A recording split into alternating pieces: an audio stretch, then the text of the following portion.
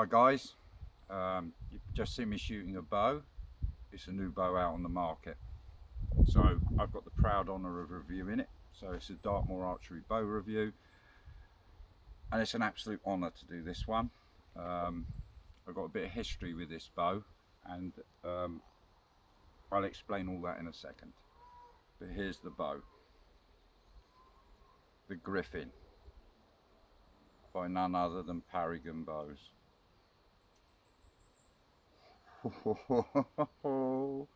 What an absolutely stunning Magar bow.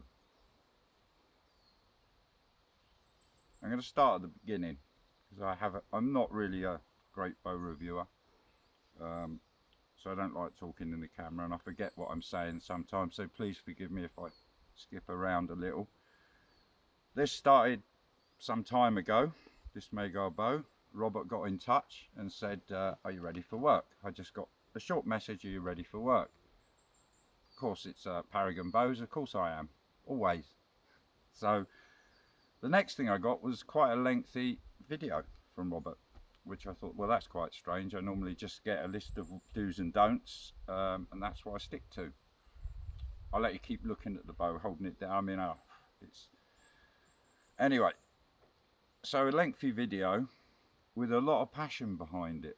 You could feel the passion coming off Robert in this film. I really could. So I know it's an important task. So Robert asked me, would I do the testing for the bow? Now when I did the Calm, it was me and several other people. It was quite easy going.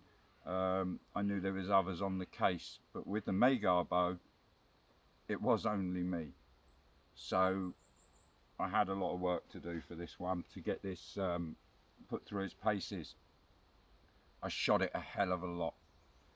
Robert sent me first quite a lightweight bow, which this is 37 at 28, and he sent me one, I think it was 38, 37 first. Just look at it. You know, the first thing you do with a bow is you see it. So then I got the bow, got it out of the box and just whoa, like this. I really like this. So that was my first impression. Plus I'd seen it, Robert had showed me it on a film. You know, it showed me the bow. So I got sent the very first one he made. Straight away it was love at first shot. And at sight, of course you're going to look at it, but the shooting, which I'll cover in a bit, outstanding. But then Robert sent me another bow to try it in more poundage. And I think that one was 50 at 28. Wow, that was a game changer. What a great bow. Yeah, just I liked it in high poundage. Now normally I'd go around 40. That's what I like. It's comfortable. I can play with that every day. But it coming in at 50, and I think it was somewhere around 64 at full draw at 31. And I couldn't put it down. I really couldn't put it down. But then Robert decided he was too busy, things going on in life, so he shelved the Magar project for a little while. So it's been on hold for a while. Then Robert decided it's time, because it's all Robert's creation, all his making, just Robert. Perfect balance on this bow. So then he sent me this one. And I've been shooting it now for a few months. Absolutely can't put it down. I really love the bow. But the first ones that came, I was quite hard on them, I must be honest. I mean, being the only tester, I felt that actually there's a lot just on what I do. And one of Robert's instructors, I get a list of instructions as well that are very clear and precise what he wants. And he didn't want the bows unstrung. So the bows stayed completely strung the whole time, both of them. I never unstrung, which is very unusual because I will unstring my bows after every shoot. So these, yeah, stayed strung the whole time. And they lived in my storage container. So I put them in there because when you're testing something, you want it to see a bit of all weathers. You know, you don't want to just baby it. I don't bash them about because they're gorgeous. I mean, who would bang that about? But I do wallop into them. I give them a hard time. Bow's perfect, absolutely perfect. So now Robert's ready to put this out on the market. the history, the griffin, the name, it's part of the mythical history of the Hungarian people. And that is really the drive and passion behind this bow, because in a few conversations Robert simply said, I've just got to have this bow in my stable. I have to have it. It's my heritage. I want it. And he's prepared, I know Robert's character, to go hell for leather out and do whatever it takes to create the most perfect creation of the bow. How would he do that? This is a 10th century bow. Through grave findings, any information he can get. He goes to the museums a lot, but I'm not sure if this model was in the museums. But from grave findings, from history, from searching through things, Robert's come up with the closest and most authentic measurements and design to the original.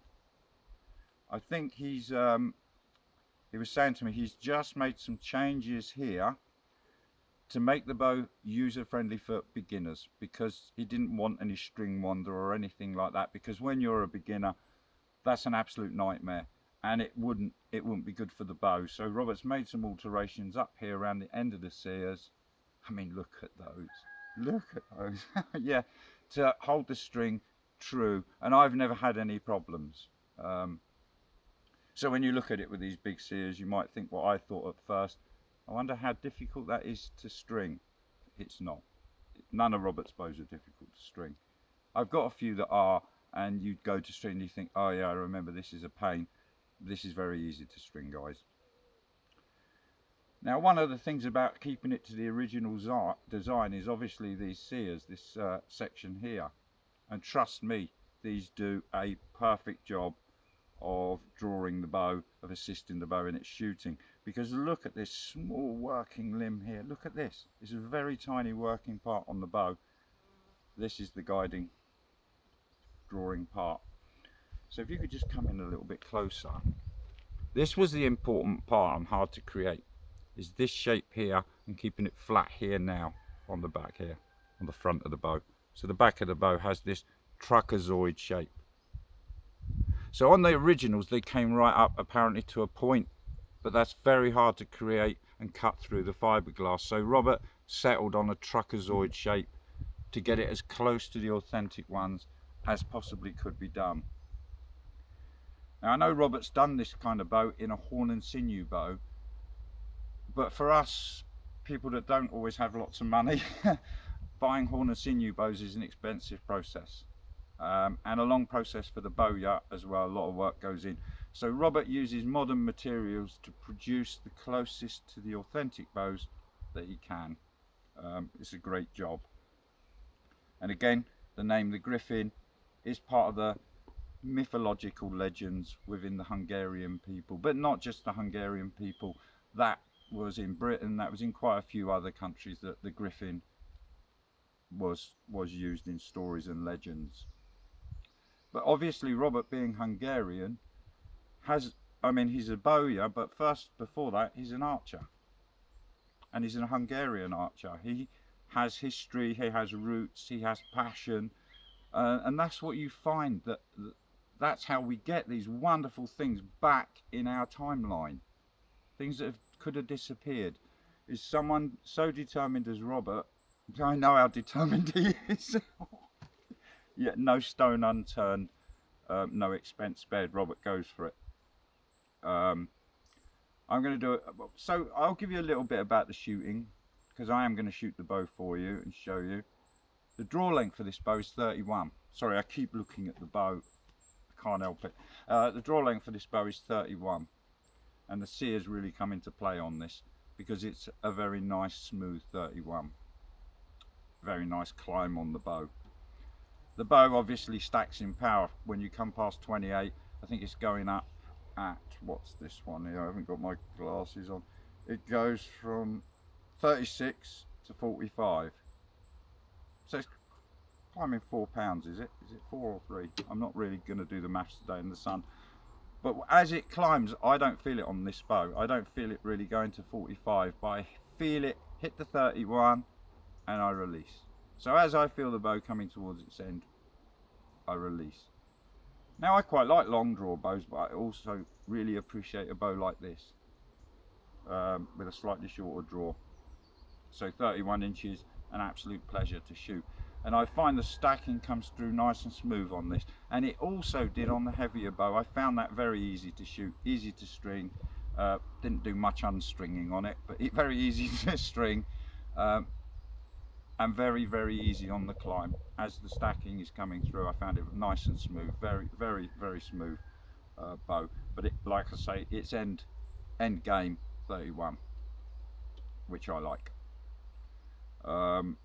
I've got some stats about the bow on me, measurements and things, because I'll be honest, I'm not the best at remembering these things, so I've had to write them down. I never remember this sort of stuff. So knock to knock, 52 inches, 132 centimetres. The full length of the bow is 55.5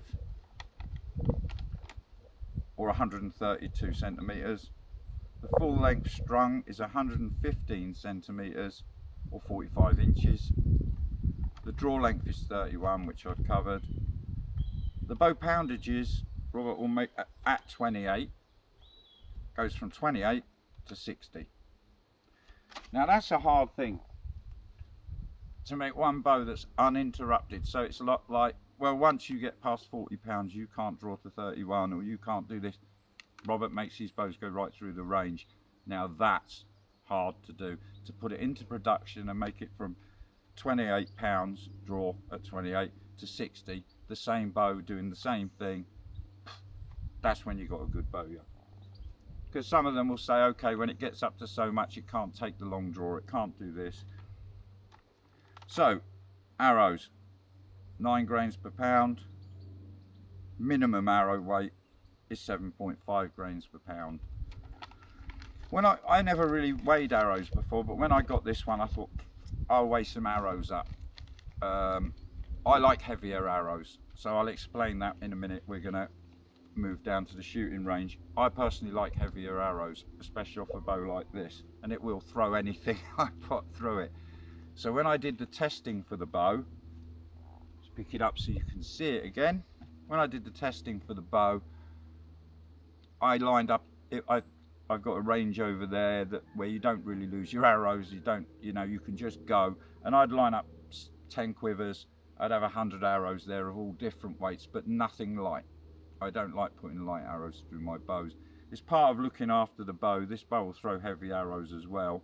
I mean, it's only at 45 at its end game, and the arrows I favour off it are a 340 spine, 32 inch long with 145 up front. That's a heavy arrow for this bow, but it will throw them wherever I want it to throw them. And then nice and stable, the 500s with a 145 up front, 32 inch, will come off it like rocket launchers. I did speed test the bow. I had a whole day here. It's not something I really specialise in, because if you've got a chronograph, everyone and his dog that comes here wants to test their bow, so I usually don't have batteries in mine. So we're not going to do any speed testing today, but I found the bow to come out between, it was depending what weight arrow. If I used the lightweight arrow, it was getting up towards 190s, 180s on the heavier arrows, roughly. That was roughly the speeds. I did think at one point it was shooting faster than any other bow I'd ever shot on the chronograph, but Robert said, no, you're doing it indoors and it's bouncing off the ceiling. So we had to scrap that reading and do a whole new one. So I've got, you can see what the bow looks like. What does it actually feel like? Because the first thing I'll do is look at the bow and then put it in my hand. Now in my hand it is absolutely the perfect grip for me. This is just really a nice grip. It's got the leather cover that Robert puts on, and I've never ever worn out one of his leather passes, not even on my Raider. And I'll tell you now, it's the most shot bow I've ever had, the Raider, and I'm still not gone through one of these. And I can pretty much go through most things pretty quick, but haven't. Robert supplies a really good string with it. The bow will come with a year's guarantee, and the price of this bow is $450, which in my opinion is good, really good. You know, if you buy a sports bow, you can spend £500–600 just on the riser section, and you can't shoot that on its own. Robert's guarantee is a year, but Robert is an honourable man, I know that for a fact. It's why I'm also happy to put my name to a review and talk about his bows, because I know if something happened, which I've not had with my Paragon bows, but if something does happen, you've got a good man behind you with a guarantee. So that gives me peace of mind. So for me, especially with the rising cost of everything, let's just take that into account.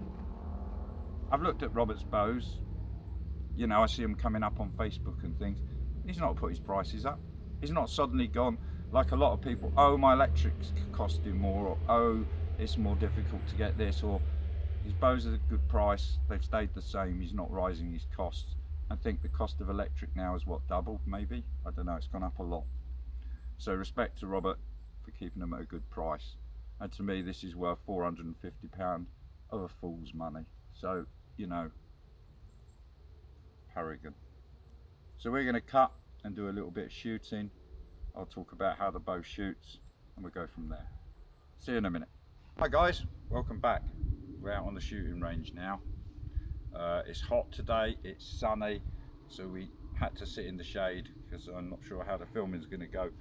So when I did the testing looked a lot heavier than this. There'd be more of these ground quivers because it's just easy to work from, and I'd have all types of arrows lined up, maybe 100 arrows in a row, and I'd just go along and keep blasting, go get them, keep blasting.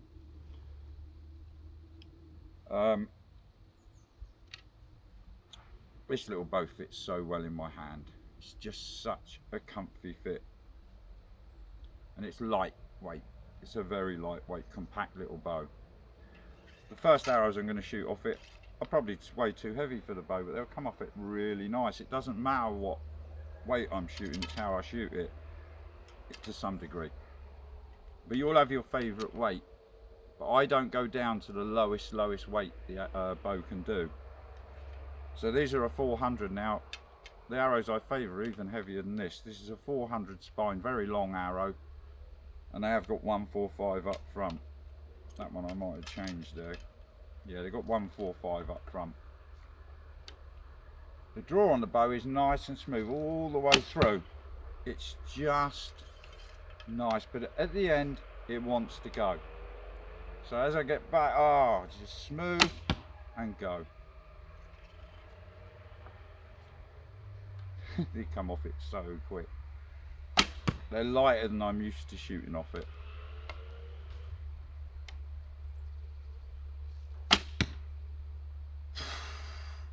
So let's move along. Now these are the ones I've been using a lot.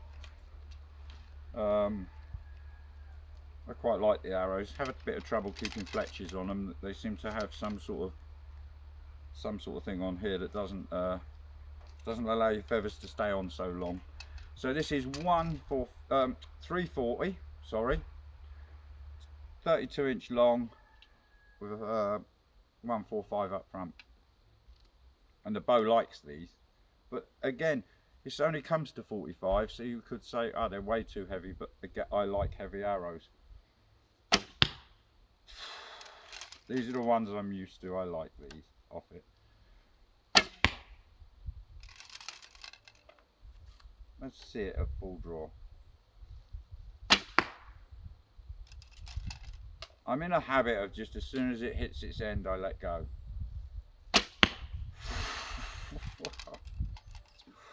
Oi!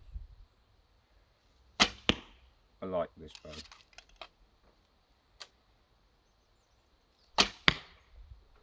Now these are a 500. This is probably a little bit more matched to the bow. 32 inch, 145 again, because I seem to like 145 on the front. Again, it depends what I'm shooting. I don't always shoot heavy bows, I don't always shoot light bows. I kind of like to be in the middle for my average practice. They come off a bit quicker.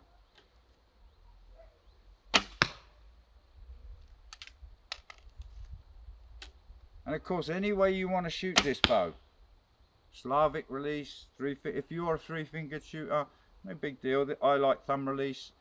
but I also use a lot of Slavic release with this bow. Because it's slightly shorter on its draw, it really lends itself well to some Slavic release. So we're going to move on along here to 340s. Are these 340s or 300s? These are 300s. So way too heavy for the bow, and they've got 200 up front.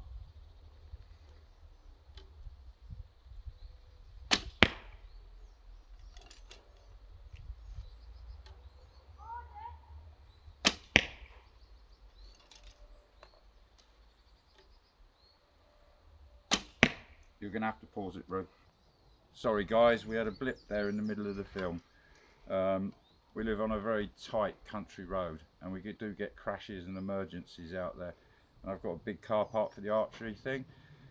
We just had a tractor break down, all sorts of chaos going on, so we had to, because everyone calls me, so we had to stop the film and go help. So if we can't cut that a bit out properly, and I'm saying on the film pause, you understand why. You got to help here. So anyway, heavy arrows. I got a bit lost because when I was talking about these, I could hear someone screaming my name. And I thought my horses had got out, to be honest, but luckily not. It's a road emergency, nothing to do with me. So these were a 300 spine, 200 up front, and it will chuck them nicely. So it has a great power range on it.